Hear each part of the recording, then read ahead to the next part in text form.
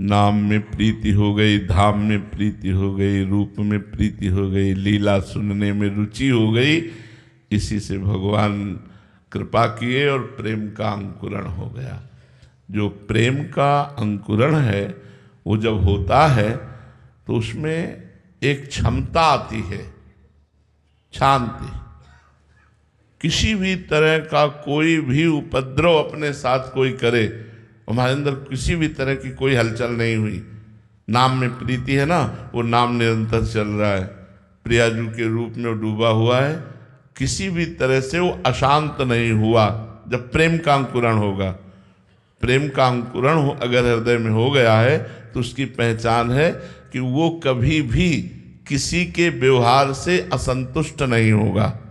अगर आपको कोई गाली भी दे रहा है, अपमान भी कर रहा है, राधा राधा राधा राधा, वो ना बुरा उसका मनाएगा और ना अंदर उसके बुरा लगेगा। जिसके प्रेम प्रकट हो गया है, प्रेम अंकुरित हो गया है, ये उसकी पहचान है। अव्यर्थ कालत्वम, एक मिनट भी वो भजन से रहित नहीं व्यतीत कर सकता। हर समय वो भजन में लगा रहेगा, कभी नाम कीर्तन कर रहा है, कभी भगवान की कथा या जो भी कर्म कर रहा है वो भगवान का चिंतन करते हुए कर रहा है। अव्यर्थ कालत्वम, संसार के समस्त भोगों से वैराग्य, प्रेम का अंकुरण होने पर समस्त भोगों से वैराग्य हो जाएगा और किंचन मात्र भी अपने सम्मान की प्रीता नहीं रह जाएगी, मान शून्यता, और दृढ़ आशा बंध जाएगी कि इसी जन्म में मुझे भगवत प्राप्ति होगी। और उत्साह के साथ भगवान के नाम जपने में उसकी बड़ी प्रीति होगी। समुत्कंठा नाम गाने सदा रुचि, और आसक्ति तत् गुणाख्याने, भगवान की चर्चा करने में उसे बड़ा अमृत जैसे लगेगा कि पास कोई बैठा है तो भगवान की वो चर्चा करके बहुत सुखी होगा, जिसके अंदर प्रेम का अंकुरण हो गया है और भगवान के धाम में आसक्ति हो जाएगी।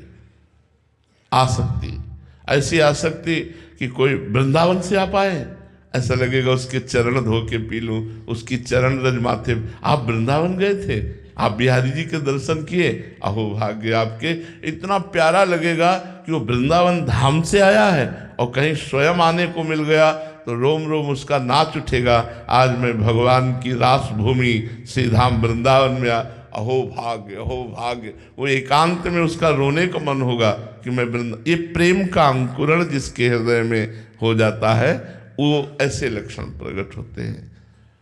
इत्यादयोनुभावास्याच्युत अंकुरे जना, प्रेमांकुर जब होता है तो ऐसा भाव उत्पन्न हो जाता है कि सबसे किसी भी प्रकार के उपद्रव से अशांत न होना, एक भी मिनट भगवान के भजन से व्यर्थ व्यतीत न होना, पूरे लोक परलोक के भोगों से वैराग्य होना, मान सम्मान इससे बहुत दूर रहना, सम्मान प्रियता बिल्कुल नष्ट हो जाना, अच्छा ही न लगना, सम्मान होना, दृढ़ आशा इसी जन्म में भगवान मिलेंगे, प्रेम भाव से उत्कंठा भरकर नया नया स्वाद नाम जपने में मिलना, भगवान की लीला कथा सुनने और कहने में बड़ा आनंद का अनुभव होना, और भगवान की लीला भूमि ब्रज 84 को धाम में प्रीति हो जाना।